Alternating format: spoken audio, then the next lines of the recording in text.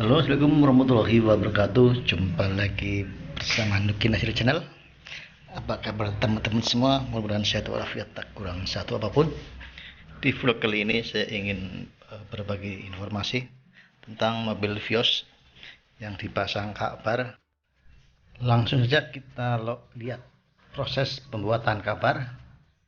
Tapi sebelumnya jangan lupa like, comment, and subscribe. Buat teman-teman yang udah subscribe, saya ucapkan banyak terima kasih. Dan yang belum subscribe, silahkan subscribe, karena subscribe itu gratis. Langsung saja kita lihat proses pembuatan kabar di mobil Vios. Cekidot.